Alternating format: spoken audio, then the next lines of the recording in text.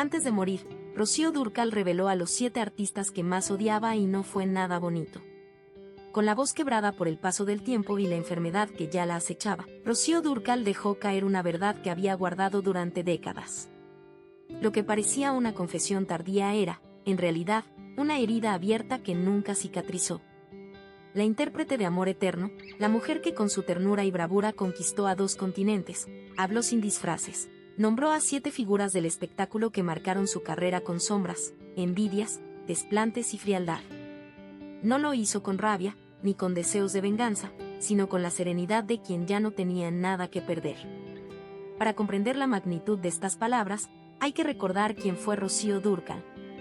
Nacida como María de los Ángeles de las Heras Ortiz en Madrid en 1944, desde muy joven mostró un talento natural para el canto y la actuación. Su carrera inició en España en los años 60, cuando las productoras cinematográficas la bautizaron como la chica dulce del cine español. Con apenas 17 años ya había protagonizado películas musicales y era vista como la promesa juvenil del espectáculo ibérico. Pero fue México quien la transformó en un ícono. Llegó en 1971 con la intención de abrir nuevos caminos, y lo que encontró fue un país que la abrazó como a una hija propia. Su voz se adaptó de manera prodigiosa al género ranchero, hasta entonces defendido por voces mexicanas legendarias como Lola Beltrán, Lucha Villa y Amalia Mendoza. Rocío no solo interpretó rancheras, las internacionalizó. Con discos producidos junto a Juan Gabriel y con giras que abarcaron América Latina, Estados Unidos y Europa, se convirtió en la embajadora por excelencia de la música mexicana en el mundo. Sin embargo, detrás del éxito había una mujer marcada por la disciplina y la fragilidad. En el escenario, Rocío transmitía fuerza y dulzura a la vez. En la vida privada, callaba decepciones y soportaba comentarios hirientes que nunca denunció en público. La prensa la describía como elegante, cordial y profesional. Pocas veces se le vio envuelta en escándalos. Pero ese silencio tenía un costo, el peso de las afrentas no respondidas. Y fue precisamente en la recta final de su vida cuando decidió liberar lo que había callado. En un círculo íntimo, lejos de los reflectores, Rocío nombró a 7 artistas que, según ella, la habían marcado con decepciones que nunca pudo perdonar. A una la llamó soberbia vestida de inocencia. A otro, voz sin alma. De algunos dijo simplemente que eran ruido con brillo. No eran palabras dichas al azar. Cada nombre estaba respaldado por episodios concretos, desplantes en camerinos, promesas incumplidas, actitudes de desprecio o simple arrogancia. Con esta confesión, Rocío no buscaba destruir reputaciones. Lo que hizo fue dejar constancia de una verdad personal. La de una mujer que brilló en el escenario, pero que también fue herida fuera de él. Lo más sorprendente de esta revelación es que provino de alguien que había dedicado su vida a cantar al amor, a la nostalgia y a la esperanza. Su voz fue refugio para millones, pero en su interior guardaba recuerdos que dolían como heridas frescas. Así, lo que parecía una simple lista de nombres se convirtió en un retrato íntimo de la industria musical y cinematográfica de los años 70, 80 y 90.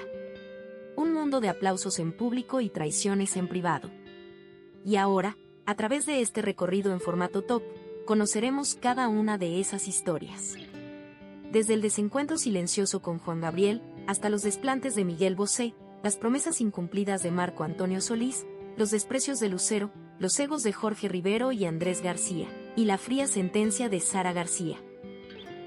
Historias que no están escritas en los discos ni en las portadas de revistas, pero que explican el verdadero carácter de una artista que siempre cantó desde la verdad, incluso cuando la verdad dolía. Número 1. Juan Gabriel. Si hubo una relación artística que definió a toda una generación, esa fue la de Rocío Dúrcal y Juan Gabriel. A primera vista, eran almas gemelas en la música.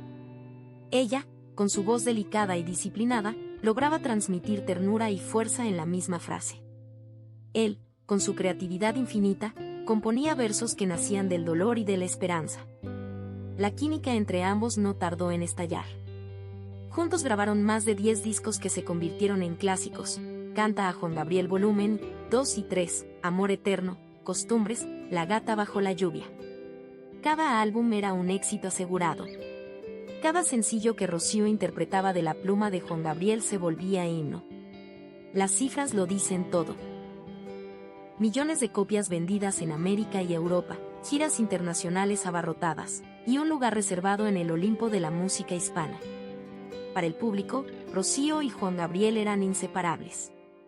Para la crítica, eran la combinación perfecta, la poesía desgarradora de él y la voz noble de ella. Pero detrás de esa alianza que parecía eterna, comenzaron a aparecer grietas. No se trataba de diferencias musicales, sino de ego y control. Juan Gabriel era un genio indiscutible, pero también un hombre celoso de su obra, obsesionado con que cada detalle llevara su sello. Rocío, en cambio, defendía su espacio como intérprete. No era solo la voz que reproducía lo que él escribía, era una artista con identidad propia, con una trayectoria que merecía respeto. Esa tensión se mantuvo latente durante años, hasta que estalló en un episodio muy concreto. En 1997, durante la grabación de un videoclip en España, Juan Gabriel envió un equipo de producción sin consultarlo previamente. El rodaje se realizó en la casa de Rocío y en su entorno personal, lo que ella interpretó como una invasión de su intimidad. Para muchos pudo parecer un malentendido logístico, pero para Rocío fue una puñalada. Ya no la trataba como socia, sino como un instrumento más de su maquinaria artística. Con el paso de los años, Rocío fue compartiendo con su círculo íntimo lo que en público jamás dijo. Según sus palabras, Juan Gabriel no la respetaba como artista en igualdad, sino como vehículo de su ego creativo.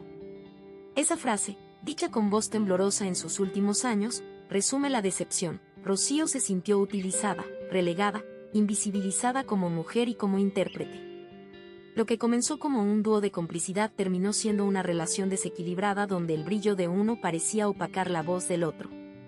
El dolor no fue inmediato. Rocío siguió cantando sus canciones, pero poco a poco dejó de incluir ciertos temas en sus conciertos. Cada vez que un fan pedía la diferencia o siempre en mi mente, ella desviaba la mirada. No lo decía, pero lo sentía, cantar a Juan Gabriel era revivir una herida. Lo que más la hirió no fue la invasión de un set de grabación ni los desplantes, sino la falta de disculpa. Juan Gabriel jamás se retractó, ni en público ni en privado. Su orgullo pudo más que su amistad.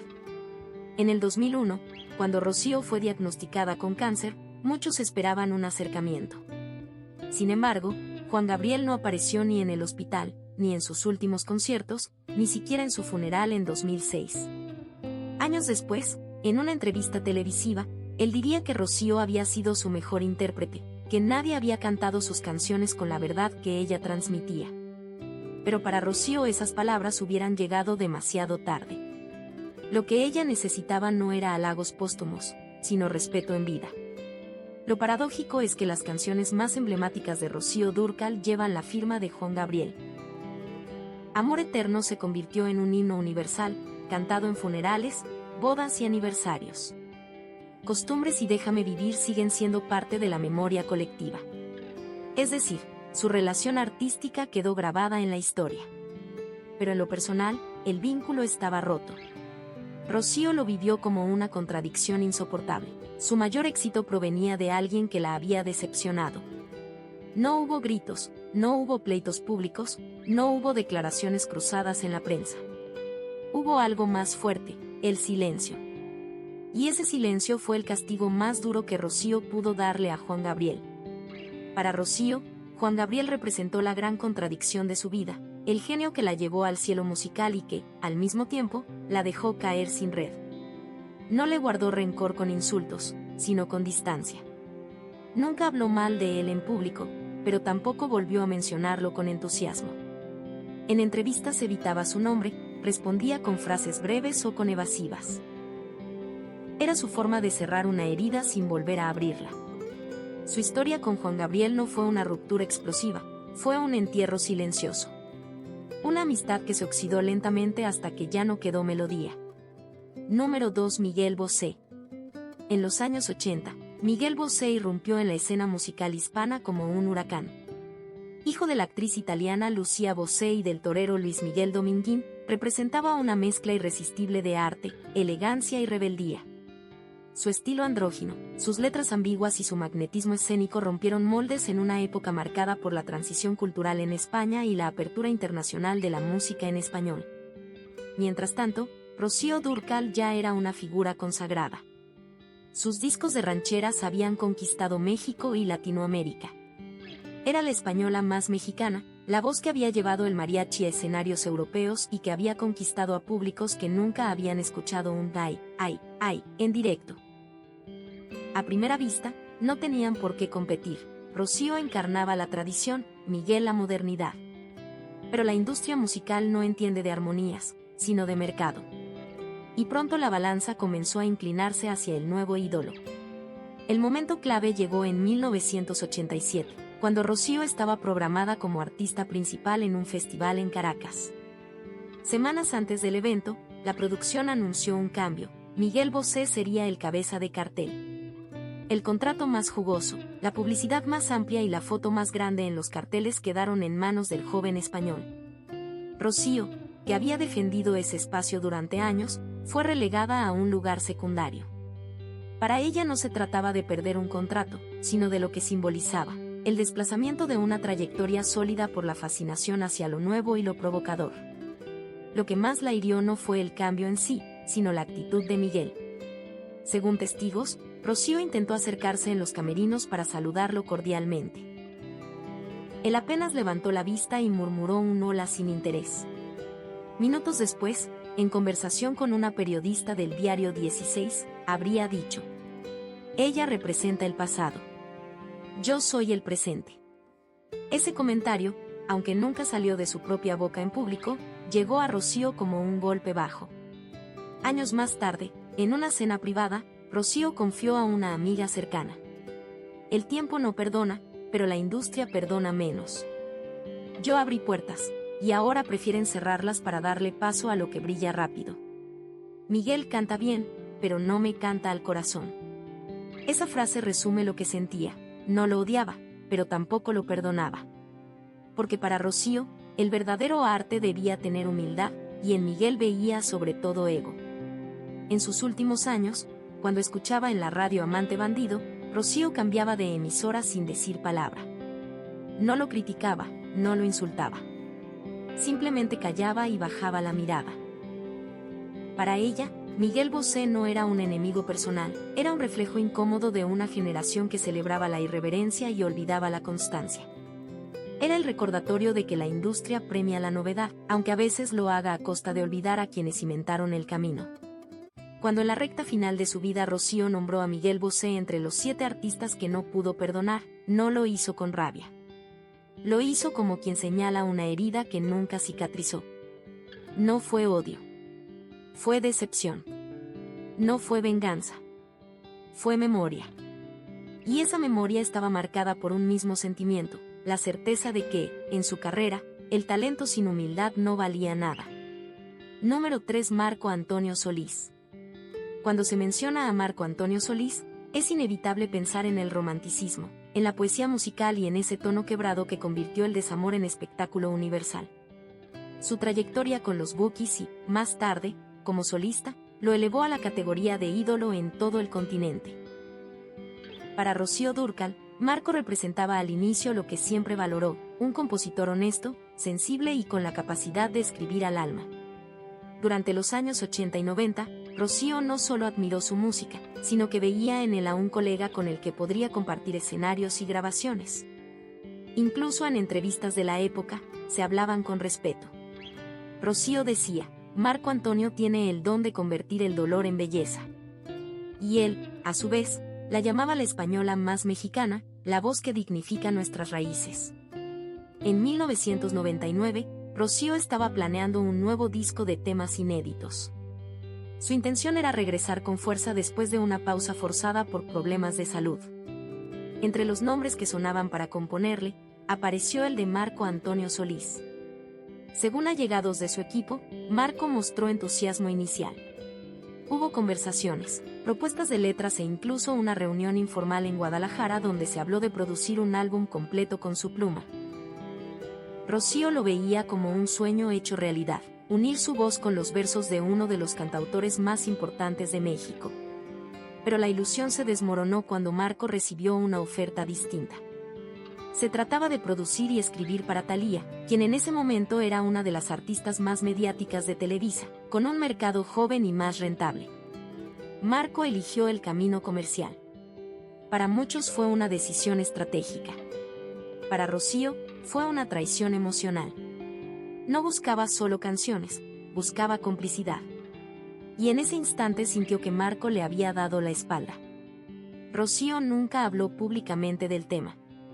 Pero en privado, según su maquilladora personal, se refería a ese episodio como la puerta que nunca se abrió. En 2002, durante una entrevista donde le preguntaron por los nuevos cantautores del regional mexicano, Rocío mencionó con entusiasmo a Pepe Aguilar y a Joan Sebastián, pero evitó cualquier alusión a Marco Antonio. Ese silencio fue más revelador que cualquier crítica directa.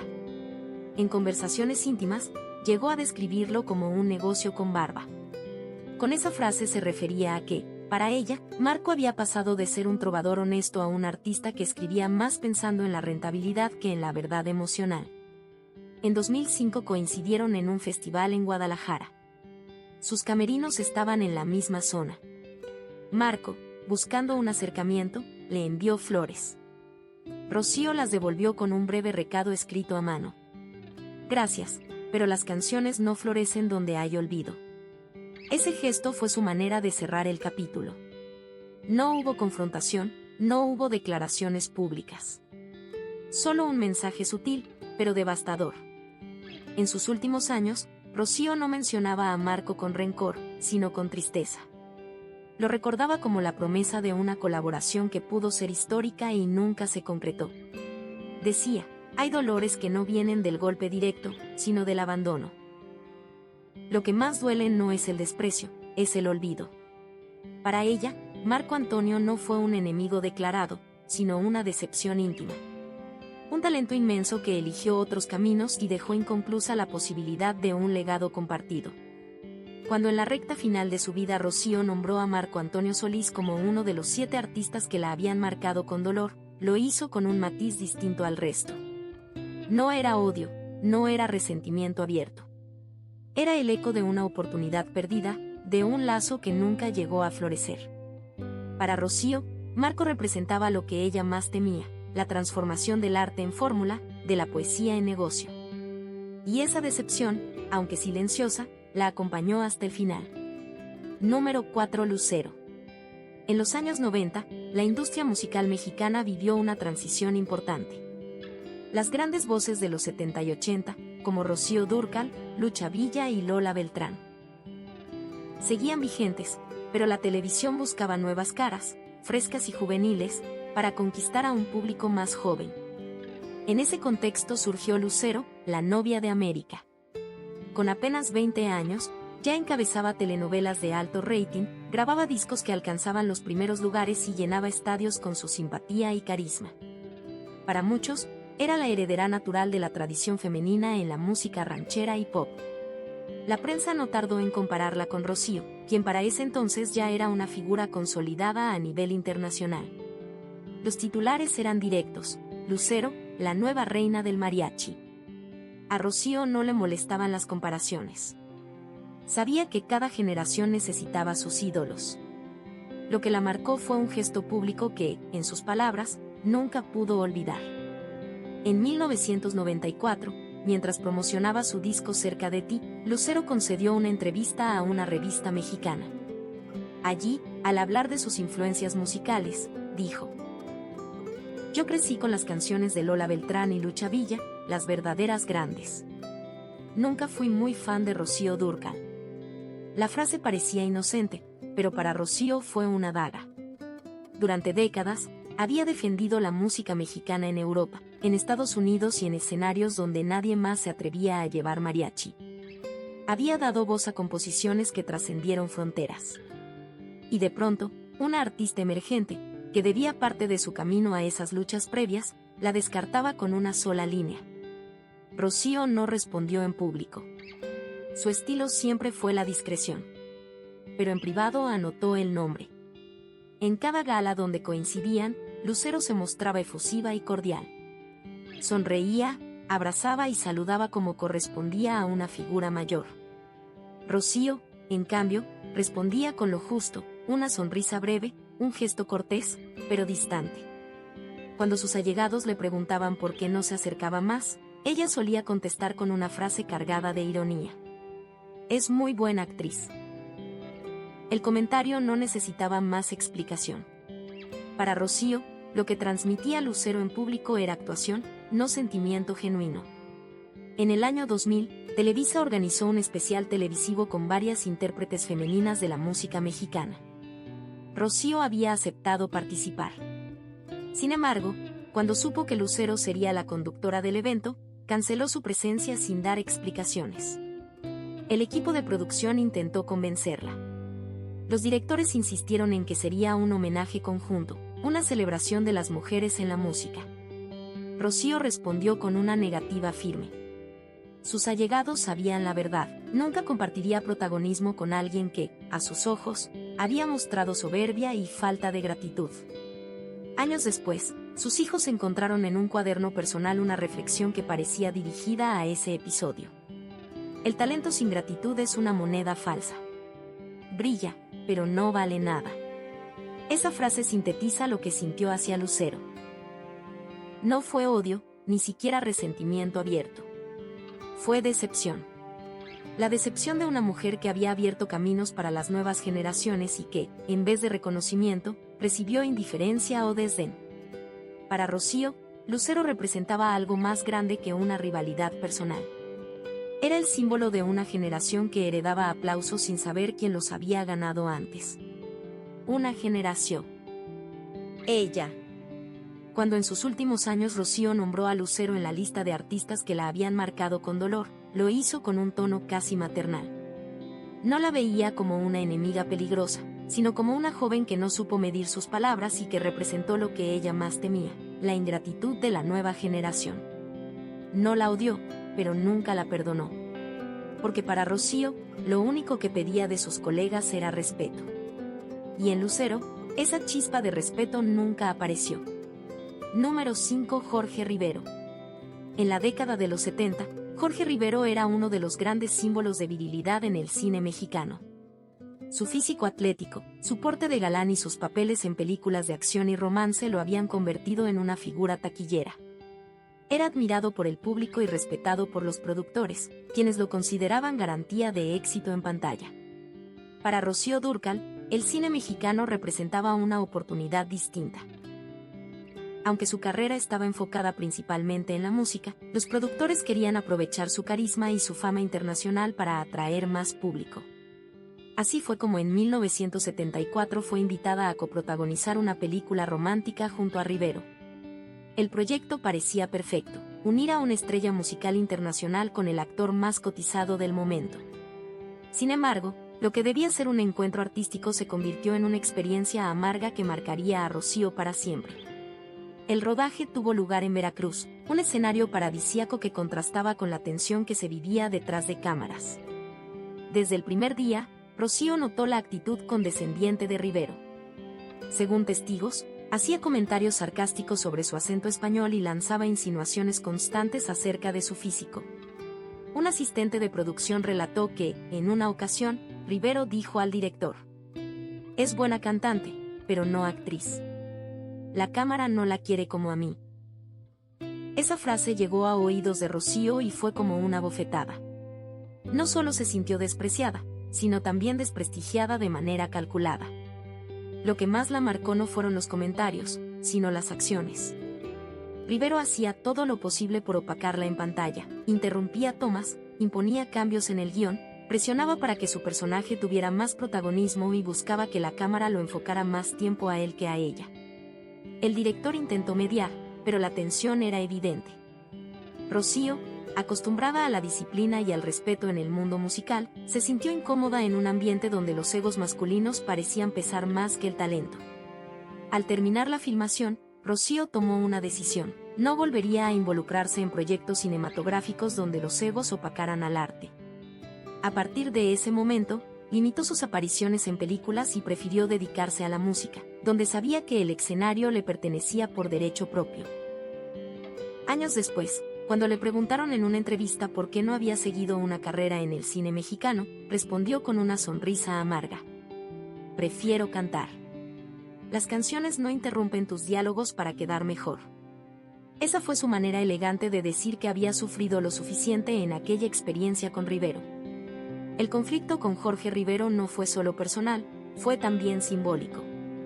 Para Rocío, él representaba lo que más temía del medio: hombres que confundían fama con poder y talento con músculo.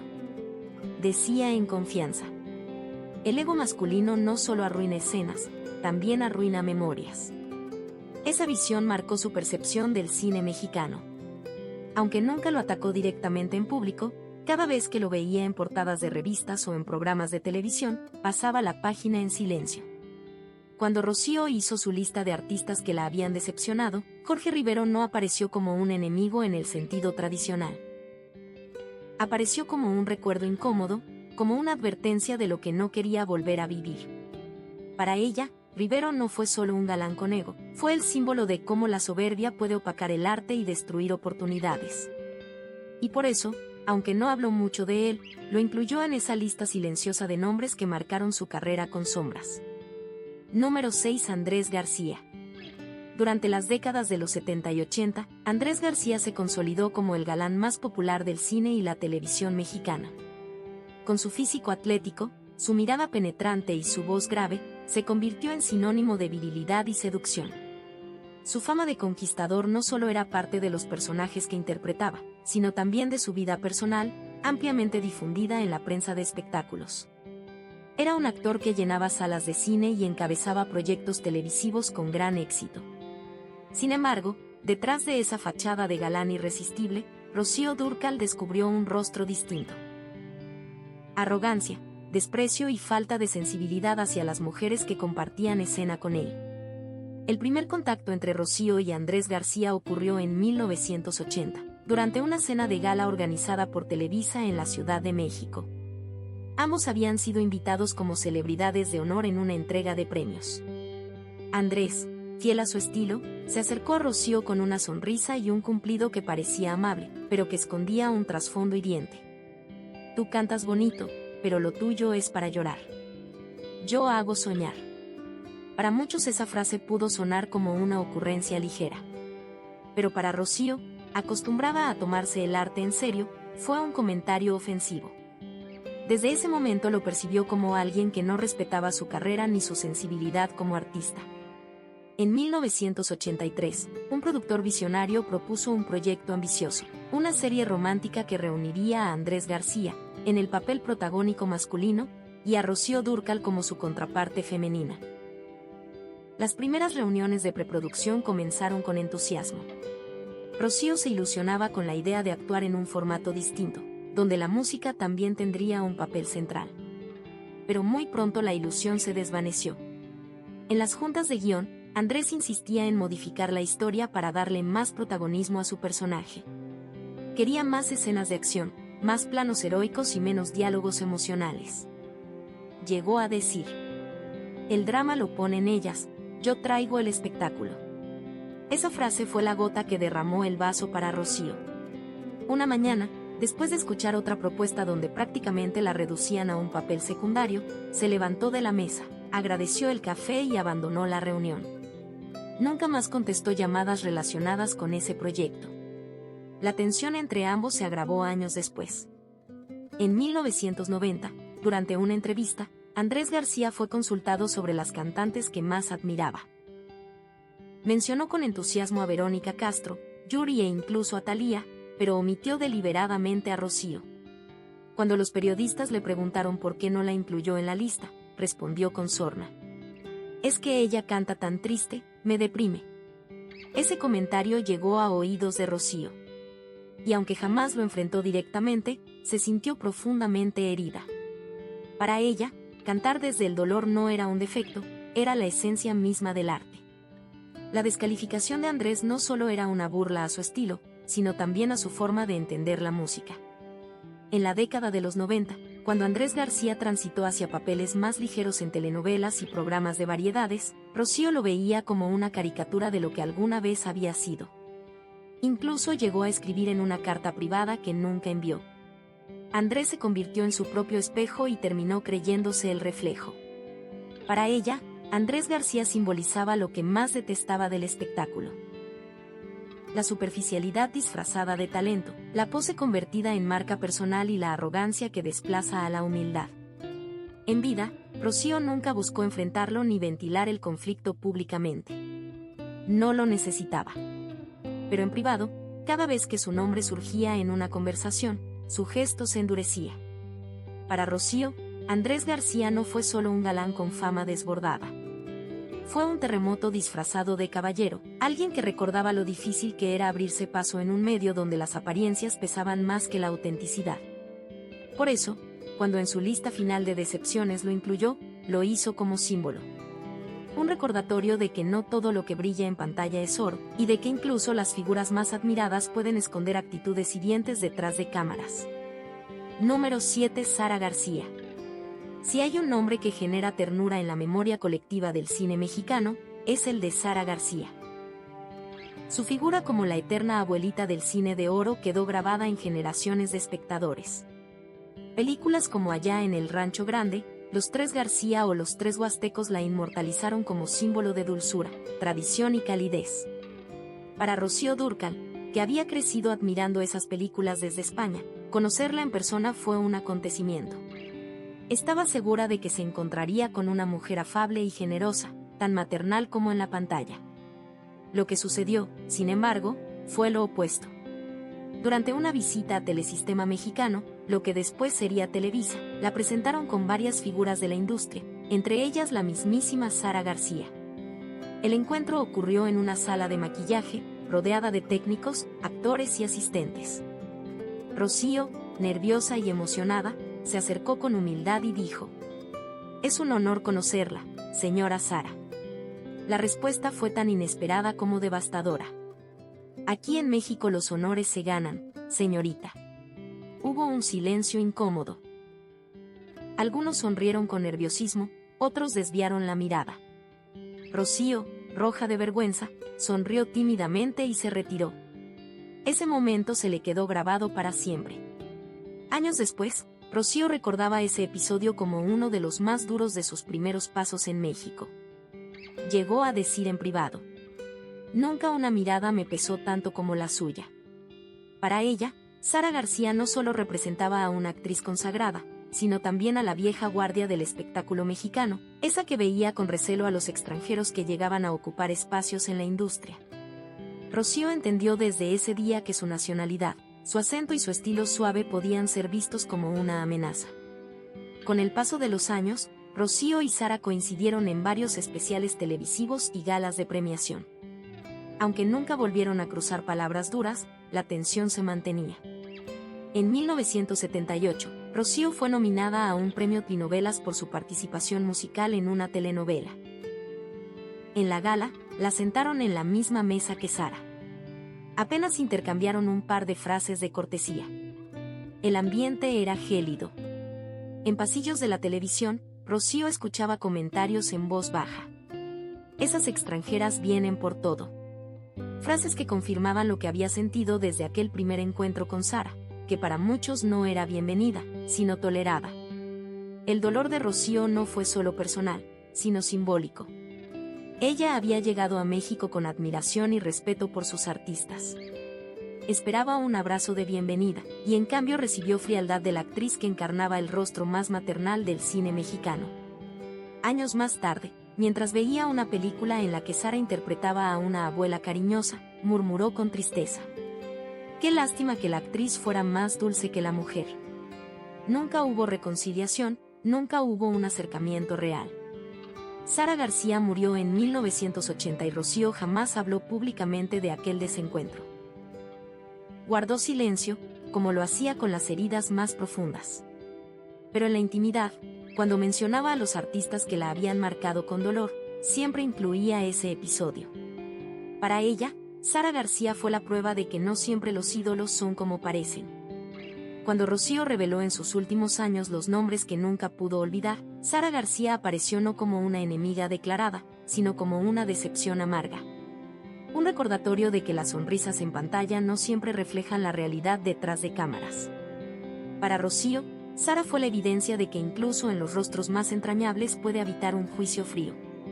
Y esa frialdad la marcó en un momento clave de su carrera, justo cuando necesitaba aliento, no distancia. Cuando Rocío Dúrcal, en la recta final de su vida, decidió revelar los nombres de quienes la habían herido en el camino, no lo hizo con rabia ni con venganza. Lo hizo con la serenidad de quien ya no tiene nada que demostrar ni que ganar. Sus palabras fueron un acto de honestidad, un testimonio íntimo que mostraba que incluso los ídolos, las voces que parecen invencibles, también sufren y cargan con decepciones que nunca cicatrizan del todo. Su lista: Juan Gabriel, Miguel Bosé, Marco Antonio Solís, Lucero, Jorge Rivero, Andrés García y Sara García, no fue un inventario de enemigos, sino un espejo de lo que más le dolía del mundo del espectáculo: la traición, la soberbia, el olvido, el ego, la indiferencia y la ingratitud. Cada uno de ellos representaba una grieta distinta, pero todas juntas formaban un mosaico de experiencias que marcaron su vida artística. Lo importante no era quienes estaban en esa lista, sino lo que significaban. Juan Gabriel, con quien compartió himnos inmortales, le mostró que la genialidad puede ser también egoísmo. Miguel Bosé, con su irreverencia, simbolizó el desplazamiento de la tradición por la moda. Marco Antonio Solís, la decepción de un lazo prometedor que nunca floreció. Lucero, la ingratitud de una nueva generación que no siempre reconocía lo que otros habían sembrado. Jorge Rivero y Andrés García, el peso del ego masculino que tantas veces minimizó el talento femenino. Y Sara García, el desencanto de descubrir que los monumentos humanos no siempre reflejan la dulzura de sus personajes. Cada nombre era un recordatorio de que la fama no garantiza respeto, que los aplausos no siempre se traducen en lealtad, y que el brillo de los escenarios muchas veces oculta sombras profundas. La figura de Rocío se engrandece cuando entendemos que nunca buscó revancha en público. No escribió canciones de venganza, no concedió entrevistas escandalosas, no hizo titulares sensacionalistas. Su manera de responder fue siempre con elegancia, con silencio o, en última instancia, con la sinceridad que se permitió ya en sus últimos años. Detrás de su dulzura en el escenario había una mujer firme, leal a sus principios y orgullosa de lo que construyó sin trampas ni concesiones. Esa firmeza es la que la llevó a soportar desplantes y desprecios sin perder la compostura, pero también la que, finalmente, le dio la fuerza para hablar.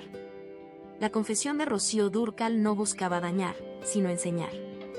Nos recordó que la grandeza de un artista no está solo en los premios ni en los aplausos, sino en la capacidad de ser honesto consigo mismo. Al contar lo que sufrió en silencio, mostró que la verdad también forma parte del legado. Que la integridad no siempre te da portadas, pero sí paz. Que detrás de cada canción de amor había también una historia de decepción, y que su voz no solo interpretaba letras, sino también heridas. ¿Era Rocío rencorosa? Probablemente no. Era una mujer orgullosa, sí, pero sobre todo leal a su propia verdad. Nunca buscó humillar a nadie, solo quiso dejar constancia de lo que vivió en un mundo donde las sonrisas a menudo eran máscaras. Su confesión fue la prueba de que incluso los ídolos sangran, que incluso las voces más dulces pueden haber sido silenciadas por la injusticia, y que no todo lo que se aplaude en un escenario merece ser venerado fuera de él. Y quizás ahí radique su mayor enseñanza, que el arte verdadero no se mide en cifras ni en modas, sino en la capacidad de permanecer fiel a uno mismo. Rocío Dúrcal se despidió de la vida con la misma dignidad con la que la vivió. Su lista de decepciones no fue un acto de venganza, sino de liberación. Y con ella nos dejó una lección: la honestidad, aunque duela, también es parte del canto de un artista. Su música seguirá sonando por generaciones, pero ahora sabemos que detrás de cada verso había también silencios, heridas y verdades que solo el tiempo permitió decir en voz alta. Y si algo nos enseña su historia es que, en un mundo de apariencias, elegir la verdad es la mayor valentía.